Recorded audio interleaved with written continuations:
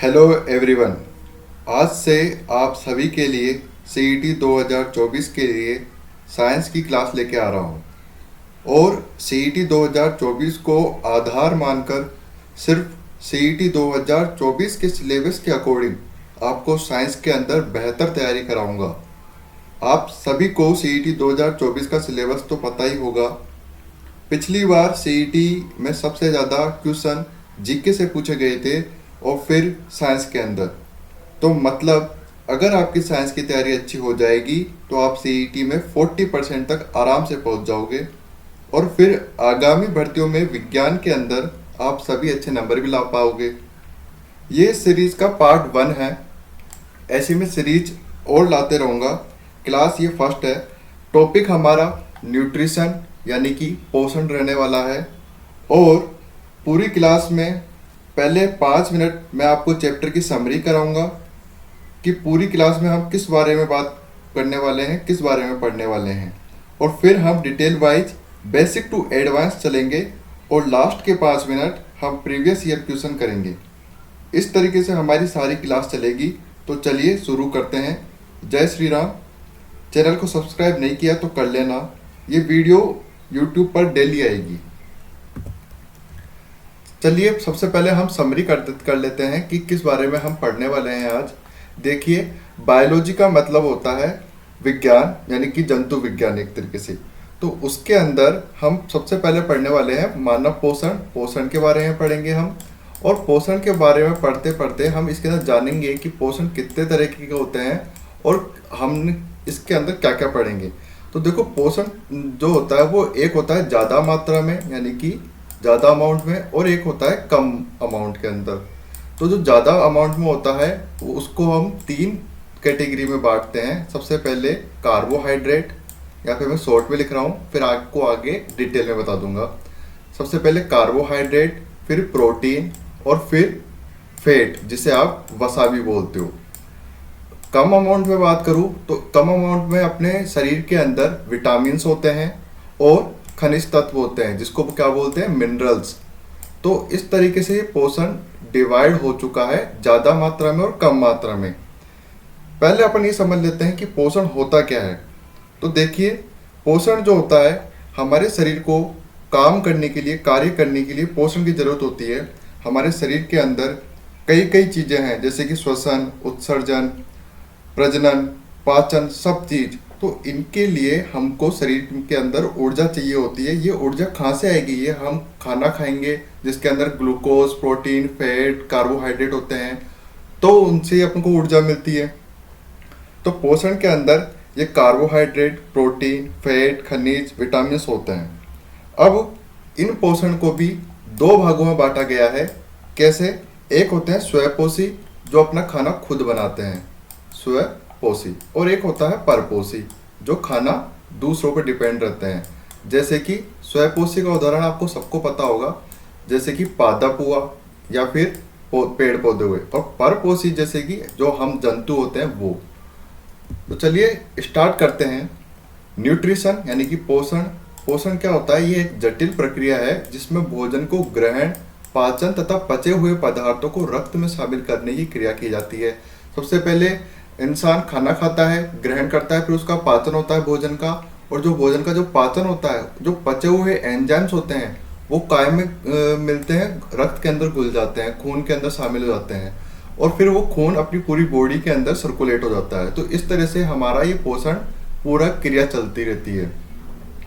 पोषण के द्वारा शरीर के निर्माण, शरीर के लिए जरूरी ऊर्जा की पूर्ति तथा शरीर के अंदर होने वाली टूट फूट के मरम्मत का कार्य किया जाता है। इतनी बात आपको समझ में आ गई?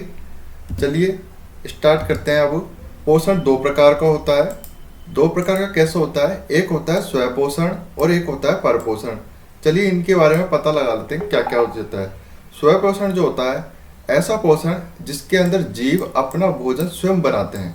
इतनी सी बात याद रखनी है, जो अपना भोजन स्वयं बनाते हैं उसको क्या बोलते हैं? स्वयंपोषण बोलते हैं। जैसे कि हरे पौधे। अब इसे होलोफाइटिक न्यूट्रिशन भी कहा जाता है क्योंकि इसके अंदर सरल यौगिक को जटिल यौगिक में परिवर्तित किया जाता है। सरल यौगिक क्या होता है? यह सरल यौगिक है छोटे छोटे, और इसको यहाँ पे जटिल यौगिकमक कहा जाता है, यानी कि एक छोटे से अणु का बड़ा अणु में कन्वर्ट होता है, उसके बोलते हैं स्वयं पोषण। परपोषण क्या होता है? वैसा पोषण जिसमें जीव भोजन के लिए अन्य जीवों पर निर्भर होते हैं। जैसे कि परपोषण में क्या होता है, दूसरे जीव पर निर्भर रहते हैं। इसका मतलब हम क्या खाते हैं, सब्जियां खाते हैं तो पेड़ पौधे से तो लेते हैं, तो दूसरे जीव पर निर्भर रहना, तो इस प्रकार के जीव में अपना भोजन बनाने की क्षमता नहीं होती है। जैसे कि सभी जीव जंतु है वो सारे के सारे क्या है, परपोषण है। इतनी बात समझ आ गई। अब देखिए परपोषण के प्रकार। परपोषण के प्रकार कितने होते हैं, इसको भी आगे भागों में बांटा गया है। जैसे कि प्राणी सदृश से मृतोपजीवी परपोषण और परजीवी परपोषण। प्राणी सदृश से क्या होता है, इस प्रकार के पोषण में जटिल यौगिकों को एंजाइम की सहायता से सरल यौगिकों में परिवर्तित किया जाता है। उदाहरण ये है मनुष्य, हाथी, घोड़ा, पक्षी, ये सारे के सारे, मतलब हम इंसान और जानवर, तो अपने शरीर में क्या होते हैं, एंजाइम की सहायता से सरल यौगिक के अंदर कन्वर्ट होते हैं। मान लो ये कोई खाने का अणु है और इसके अंदर एंजाइम्स होते हैं अपने पेट के अंदर, ये इसको छोटे छोटे अणु में तोड़ देता है, यानी कि पाचन कुछ इस तरह से होता है। इतनी बात समझ में आई आपको। मृतोपजीवी परपोषण के अंदर क्या होता है कि ऐसा पोषण जिसमें जीव अपना भोजन अन्य जीवों के मरे हुए शरीर को सड़ाकर प्राप्त करते हैं, जैसे कि बैक्टीरिया और फंगस। बैक्टीरिया और फंगस का उदाहरण लेके मैं आपको बताना चाहूँ या समझाना चाहूँ तो उसमें क्या होता है, मान लो यहाँ पे कोई ब्रेड का टुकड़ा है, क्या है ये, ब्रेड का टुकड़ा। अब इसमें आपको भी पता है ब्रेड को आप खुला छोड़ देते हो कुछ टाइम के लिए तो उसमें फंगस लग जाते हैं, बैक्टीरिया लग जाते हैं। तो ये क्या होता है, ये बैक्टीरिया यहाँ पे जमना स्टार्ट होता है और बैक्टीरिया उस पर बैठे बैठे ही धीरे धीरे ये ब्रेड के टुकड़े को निगलता रहता है। धीरे धीरे ब्रेड एक दिन पूरी समाप्त हो जाती है, पूरी खत्म हो जाती है। तो इसको बोलते हैं मृतोपजीवी पोषण, यानी कि जीव अपना भोजन अन्य जीवों के मरे हुए शरीर को सड़ाकर प्राप्त करता है। इसको सड़ा देगा पूरा और फिर अपना को ये बैक्टीरिया और फंगस खाना खाते हैं। इस तरह से परपोषण होता है। परजीवी परपोषण के अंदर क्या होता है, वैसा पोषण जिसमें कोई जीव अन्य जीवों के शरीर पर आश्रित रहता है तथा उससे भोजन और आवास प्राप्त करता है, उसे परजीवी कहा जाता है। जैसे कि उदाहरण इंपॉर्टेंट है इनके अंदर, जोक, जू, ये एस्केरिस, टेप, फीताकृमि और अमरबेल। अमरबेल का उदाहरण आपको पता होगा। अमरबेल एक ऐसा पौधा है जिसके पास अगर कोई भी इंसान या कोई भी जंतु चला जाता है तो वो उसको एक तरीके से, यहाँ पे एक तरीके से केप लगी रहती है। मान लो यहाँ पे कोई जंतु गिरा और यहाँ से ये केप बंद हुई और वहीं उसको छड़ाना चालू कर देता है। तो इस तरह से ये 3 भागों में बांटे गए हैं। उदाहरण इसलिए इंपॉर्टेंट है क्योंकि क्वेश्चन मान लो आ जाए कि जो किस तरीके का परपोषण है तो आपको करके आना है राइट आंसर परजीवी पोषण। ठीक है। अब चलिए मनुष्य के अंदर देखो, मैंने पहले ही बताया था कि मनुष्य के अंदर खूब सारे तत्व होते हैं। टोटल मिला के मान लो 40 तत्व होते हैं भोजन की आवश्यकता की पूर्ति के लिए। लेकिन हमारे को कार्बोहाइड्रेट, प्रोटीन और वसा के बारे में पढ़ना है। यही सबसे ज़्यादा इंपॉर्टेंट होते हैं अपनी बॉडी के लिए। तो ये महत्वपूर्ण भाग है, इसलिए हम सिर्फ इन 3 के बारे में पढ़ेंगे। इसके अलावा खनिज लवण भी होते हैं, जल होता है और विटामिन होता है। तो 3 तो ये और 3 ये, खनिज लवण, जल और विटामिन, टोटल मिला के कितने हुए 6। इसको 6 के 6 को मिला के क्या बोलते हैं, इनको पोषक तत्व बोलते हैं। तो तत्वों के आकार के आधार पर भी इन्हें 2 भागों में बांटा जाता है। कौन कौन से 2 प्रकार है? 2 प्रकार वो है बृहद अणु यानी कि मैक्रोमोलिक्यूल्स और सूक्ष्म अणु माइक्रोमोलिक्यूल्स। अगर मैं अपनी देसी भाषा में समझाऊं तो बृहद अणु मतलब कि एक तरीके से बड़ा, ज्यादा मात्रा में चाहिए होता है, और सूक्ष्म अणु मतलब कि कम मात्रा में चाहिए होता है अपने शरीर को। तो भोजन में मौजूद वैसे अणु जिनका आकार बड़ा होता है उसे मैक्रोमोलिक्यूल्स कहा जाता है, बृहद अणु कहा जाता है। बृहद अणु को पचाने के दौरान सूक्ष्म अणु में परिवर्तित किया जाता है। अब ये बड़ा अणु है, इसको अगर पचाएंगे तो ये छोटे छोटे अणु में ही तो होएगा विघटित या पाचन इनका। तो ये 3 भागों में बांटे गए हैं, कार्बोहाइड्रेट, प्रोटीन और वसा। किसको? बृहद अणु को। कार्बोहाइड्रेट, प्रोटीन, वसा, ये तीनों क्या है, ज्यादा मात्रा में होते हैं, ज्यादा अमाउंट में होते हैं अपने शरीर के अंदर। इतनी बात आ गई समझ में। अब सूक्ष्म अणु क्या होता है? ये ऐसे घटक है जो अपने शरीर के अंदर सूक्ष्म अणु होते हैं, इनका आकार छोटा होता है। माइक्रोमोलिक्यूल को पचाने की आवश्यकता भी नहीं होती, ये अपने आप ही पच जाते हैं। तो ये कौन कितने होते हैं? ये भी 3 होते हैं, विटामिन, मिनरल्स यानी कि खनिज लवण और जल। तो आज इस वीडियो के अंदर हम सिर्फ ये कार्बोहाइड्रेट, प्रोटीन और वसा के बारे में बात करने वाले हैं, इसके बारे में पढ़ेंगे। नेक्स्ट वीडियो के अंदर, नेक्स्ट क्लास के अंदर हम विटामिन, खनिज लवण और वाटर के बारे में पढ़ेंगे। चलिए, कार्बोहाइड्रेट कार्बोहाइड्रेट को तीन भागों में बांटा गया है, मोनोसेकेराइड, डाइसेकेराइड और पॉलीसेकेराइड। मैं आपको यहाँ पे एक अच्छी तरीके से ये समझाने के लिए ये पीपीटी बनाया हूँ ताकि आपको और अच्छी क्लियरिटी आए। देखो, मोनोसेकेराइड जो होता है वो ग्लूकोज, फ्रक्टोज और गैलेक्टोज, ये तीन भागों में बांटा गया है मोनोसेकेराइड को। ग्लूकोज, फ्रक्टोज और गैलेक्टोज। क्या काम होता है इसका? इसका मतलब ये है कि जो मोनोसेकेराइड है इसके अंदर कार्बन की संख्या जो होती है 1 से लेकर 7 तक होती है। इतनी बात याद रहेगी आपको। तो इनके अंदर ग्लूकोज, फ्रक्टोज और गैलेक्टोज है। फिर अब डाइसेकेराइड के अंदर क्या होता है? डाइसेकेराइड के अंदर यहाँ पे आपके आ जाता है सुक्रोज, जो कि सुक्रोज क्या होता है? सुक्रोज होता है ग्लूकोज और फ्रक्टोज से मिलके बना होता है। देखो, मैंने यहाँ पे मार्क कर रखा है ग्लूकोज को ब्लैक से, फ्रक्टोज को रेड से और गैलेक्टोज को ब्लू से। तो सुक्रोज जो है गैलेक्टोज और फ्रक्टोज से मिलके बना होता है, दो अणु से मिलके बना होता है। इसी तरीके से मैं बात करें तो लैक्टोज जो है, एक सेकेंड,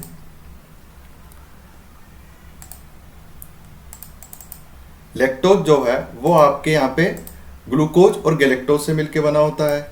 और फिर माल्टोज जो है ग्लूकोज और ग्लूकोज से मिलके बना होता है, मतलब कि माल्टोज दो ग्लूकोज के अणु से मिलके बना होता है। ये बात समझ में आ गई। इसके अंदर क्या होता है? मोनोसेकेराइड के अंदर ये एक सिंगल यूनिट की तरह कार्य करते हैं, एक एक अणु होता है। डाइसेकेराइड, डाई मतलब क्या होता है? दो। तो इसके अंदर दो अणु आ जाते हैं, ग्लूकोज आ गया, फ्रक्टोज आ गया। लैक्टोज के अंदर ग्लूकोज आ गया, गैलेक्टोज आ गया। माल्टोज के अंदर ग्लूकोज आ गया और ग्लूकोज आ गया। आपको क्या बात समझ में आई कि सुक्रोज, लैक्टोज, माल्टोज के अंदर ग्लूकोज तो कॉमन रहेगा ही रहेगा, और इसके बाद फ्रक्टोज, गैलेक्टोज और ग्लूकोज चेंज होते हैं। अच्छा जी, पॉलीसेकेराइड क्या होता है? पॉली मतलब होता है बहुत सारे। पॉली का मतलब क्या होता है? बहुत सारे होता है। तो पॉलीसेकेराइड मतलब कि उदाहरण क्या है इसके? Amylase, starch, cellulose, glycogen. ये है ग्लाइकोजन कहाँ पे रहता है? अपने स्टोर, अपनी बॉडी के अंदर ग्लाइकोजन होता है यकृत के अंदर स्टोर, लीवर के अंदर। अब देखो, पॉलीसेकेराइड का मतलब क्या हुआ? बहुत सारे। तो इसके अंदर देखो बहुत सारे अणु हैं, 1 2 3 4 5 6 7, खूब सारे अणु होते हैं, थोड़े जटिल होता है ये। इतनी बात समझ आ गई। दूसरी बात क्या है कि मैं आपको जो समझा रहा हूँ वो समझो। फ्रक्टोज जो होता है, फ्रक्टोज, इसको क्या बोलते हैं? फलों की शर्करा भी बोलते हैं। नोट करो आप ये बात कॉपी के अंदर। फ्रक्टोज को फलों में शर्करा भी बोलते हैं। सबसे मीठी प्राकृत शर्करा होती है, ये प्राकृतिक शर्करा होती है, गन्ने वाली शर्करा।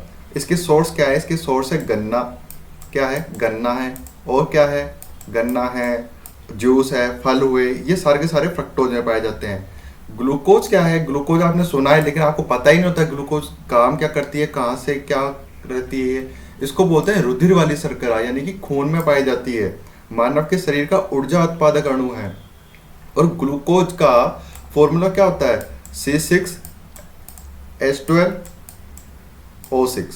ये क्या है? कार्बोहाइड्रेट का सूत्र है, C6H12O6। ये आगे पढ़ेंगे हम, यहाँ पे पहले बता देता हूँ आपको। ठीक है, ये बात समझ में आ गई।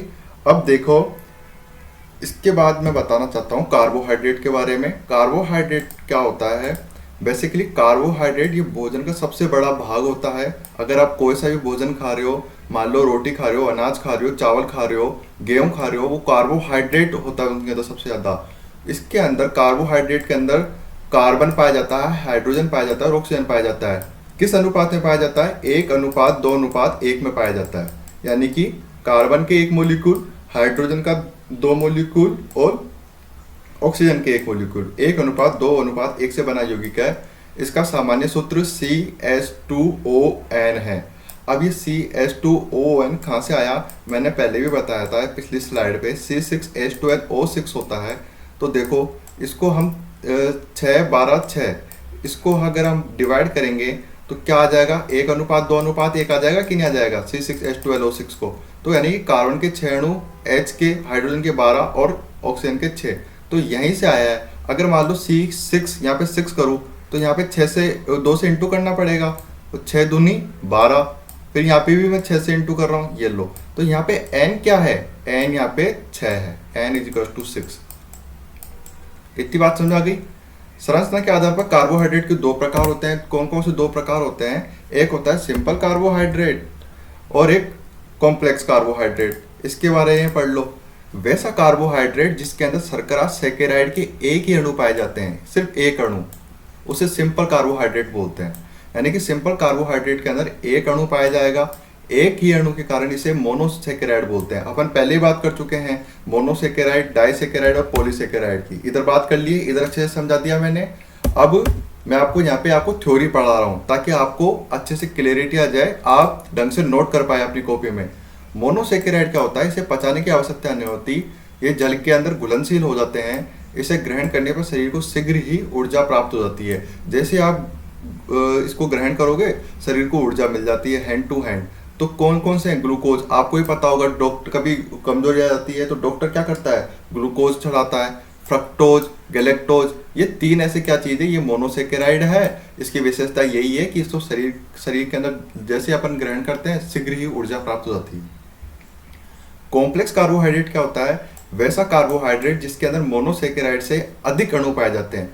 अब मोनोसेकेराइड्स के अंदर कितने अणु पाए जाते हैं, मोनोसेकेराइड्स के अंदर ज़्यादा से ज़्यादा 7 तक, तो 1 से लेकर 7 तक अणु पाए जाते हैं। तो इसके अंदर 7 से ज़्यादा पाए जाते हैं, 7 से ज़्यादा पाए जाते हैं कॉम्प्लेक्स कार्बोहाइड्रेट के अंदर।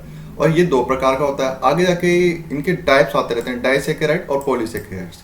बस आपको इतना पढ़ना है। डाइसेकेराइड्स क्या होता है, वैसा कार्बोहाइड्रेट जिसके अंदर मोनोसेकेराइड्स के 2 अणु पाए जाते हैं, डाइसेकेराइड कहलाता है। डाई मतलब 2, पिछली स्लाइड में बताया ना, यहाँ पे डाई मतलब 2। तो डाई मतलब कि यहाँ पे डाइसेकेराइड्स के अंदर 2 अणु पाए जाते हैं, नाम से पता लग रहा है। माल्टोज, सुक्रोज, लैक्टोज और ट्राइहेलोज, ये क्या चीज है।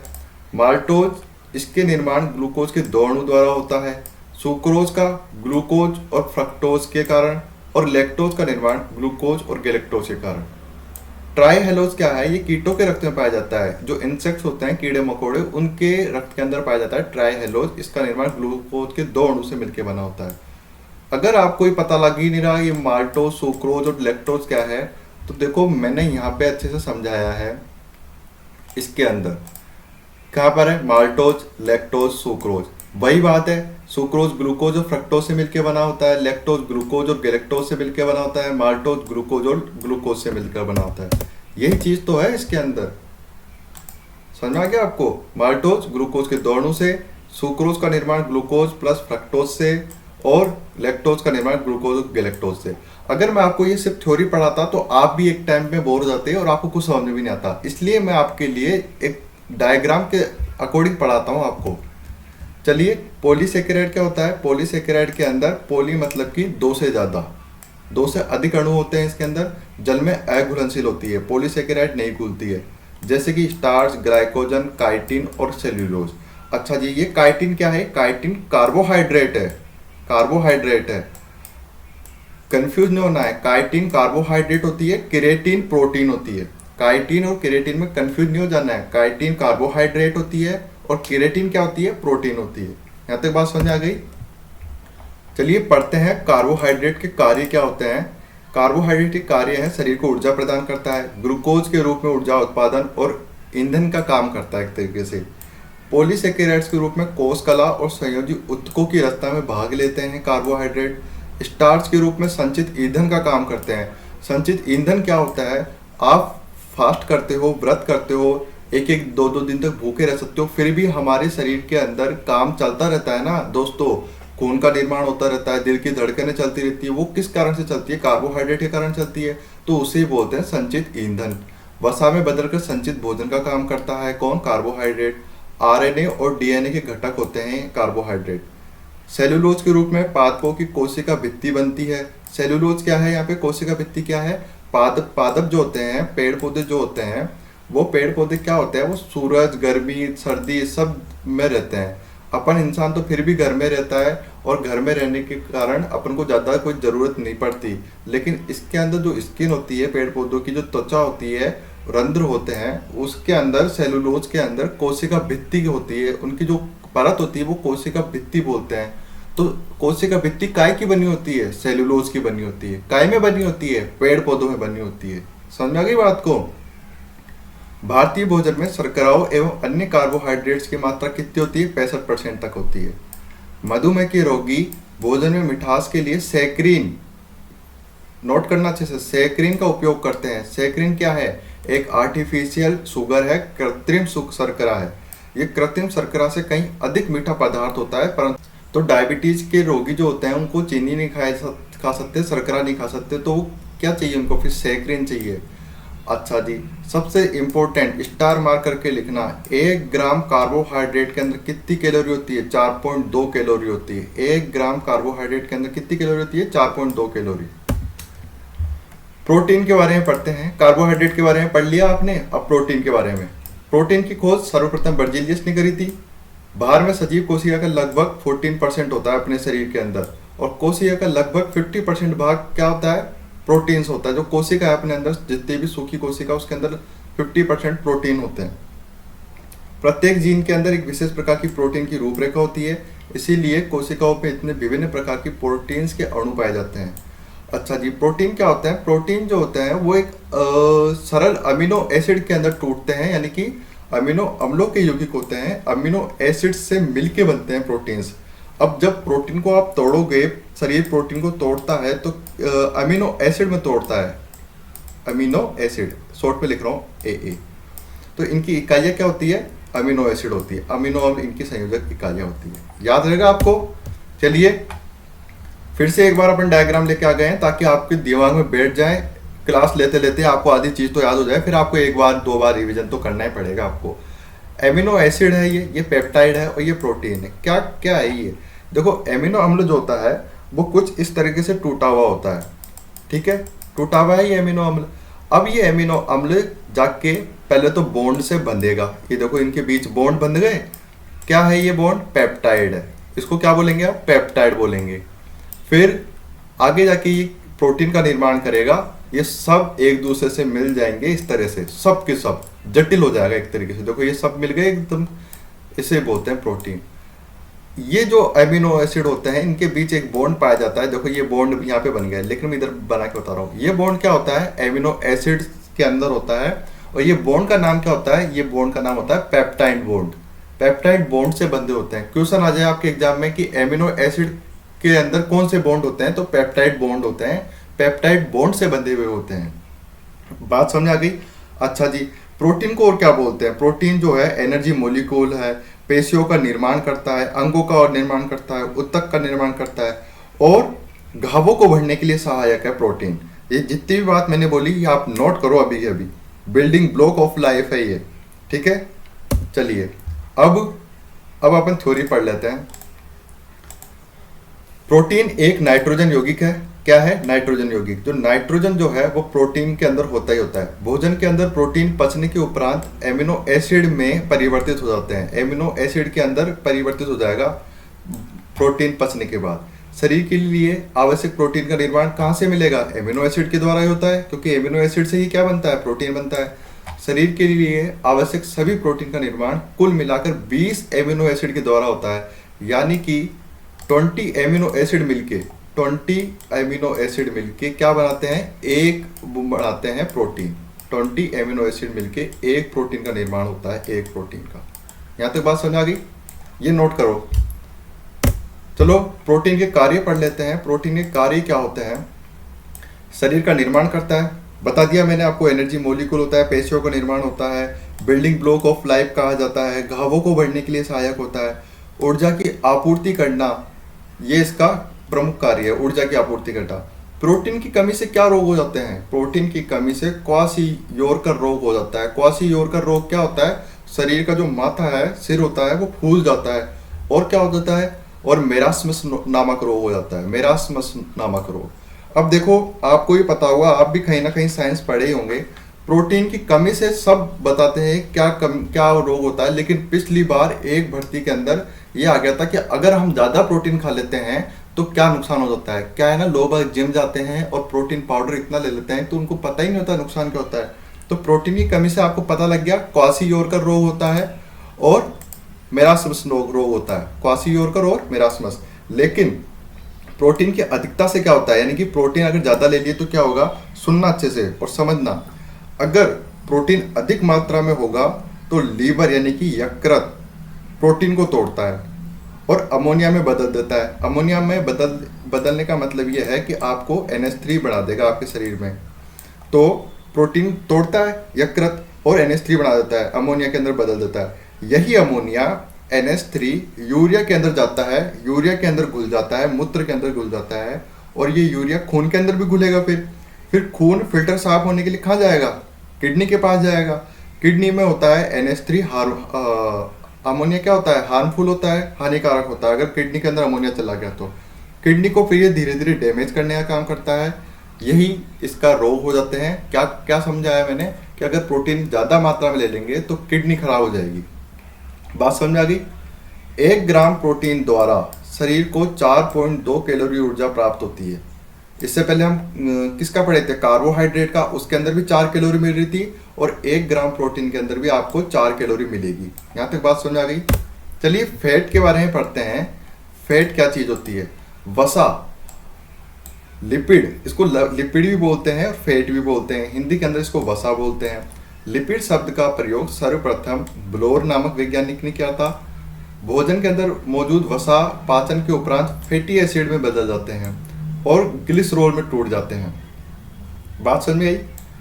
कार्बोहाइड्रेट टूट रहा था, तो कैसे में टूट रहा था? अपने कार्बोहाइड्रेट आपके मोनोसेकेराइड, ओलिगोसेकेराइड, पॉलीसेकेराइड, इनमें टूट रहा था। प्रोटीन काय में टूटा? आपके एमिनो एसिड के अंदर। और फैट काय में टूटा? आपके फैटी एसिड के अंदर। फैटी एसिड के अंदर और ग्लिसरॉल के अंदर। बात समझ आ गई?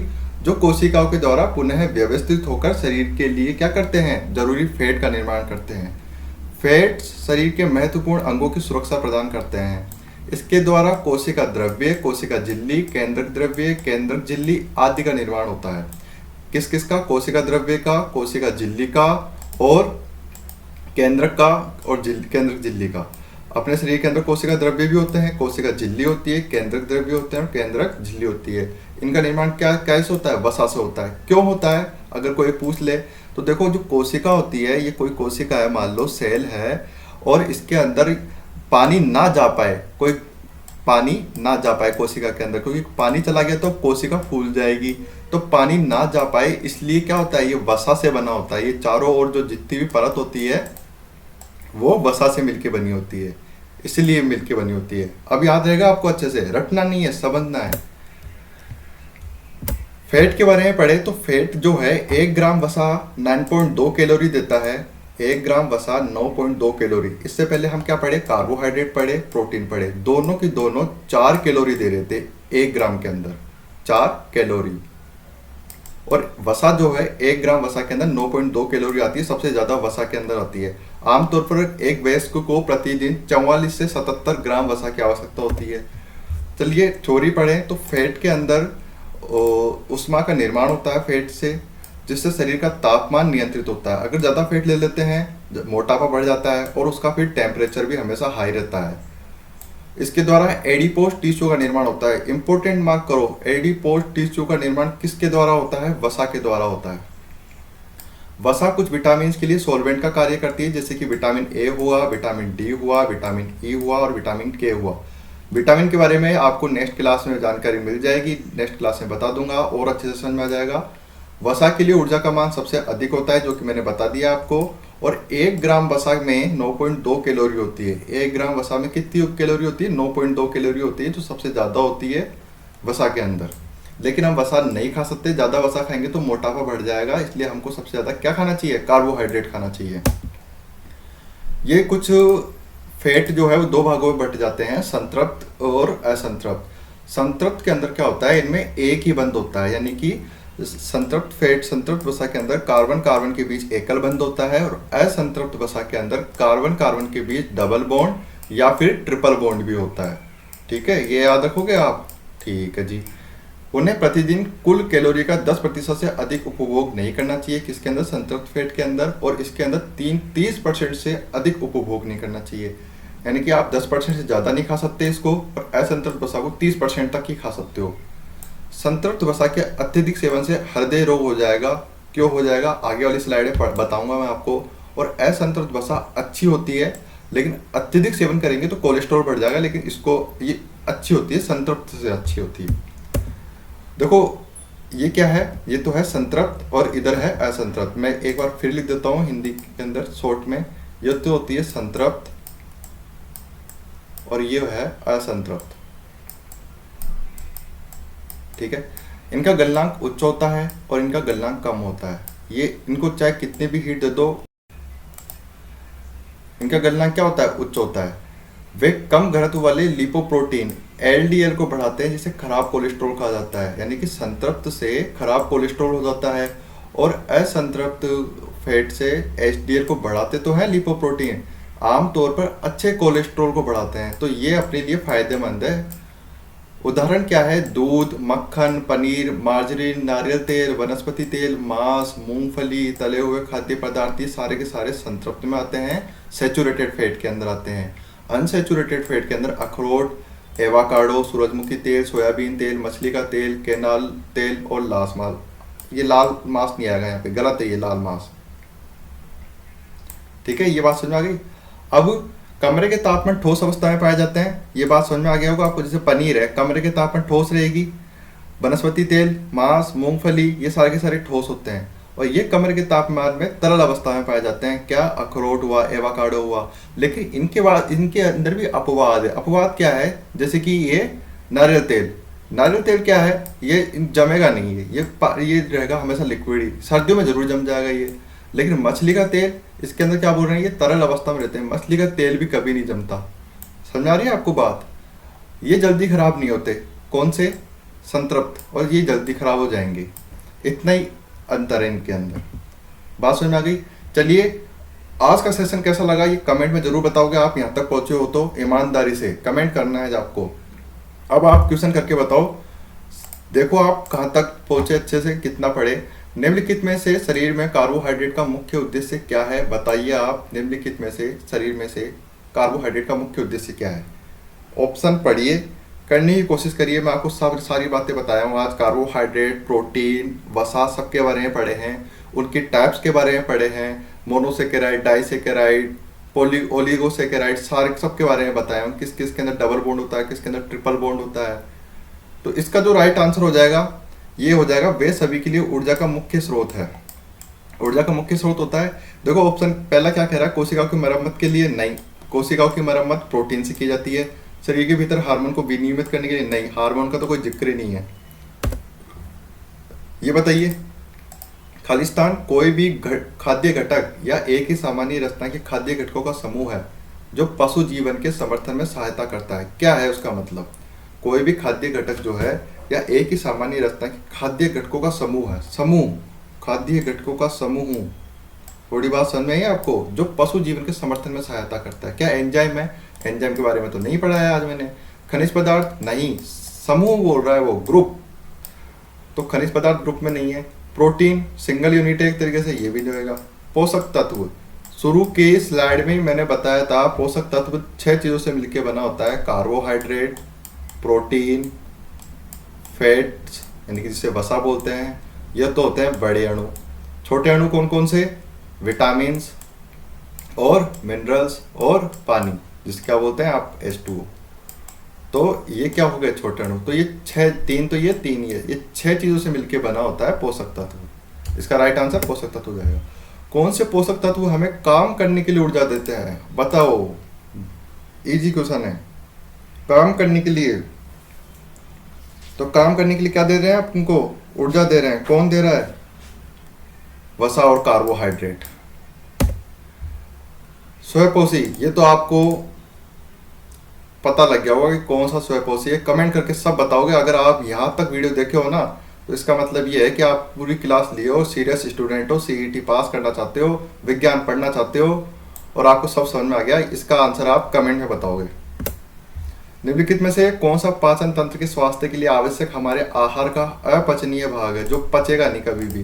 कार्बोहाइड्रेट पच जाता है, प्रोटीन पच जाता है, एमिनो एसिड में टूट जाता है पूरा के पूरा, वसा भी पूरी तरीके से पच जाता है, अपनी बॉडी पचा देती है। काय में टूटती है, फैटी एसिड में टूटती है।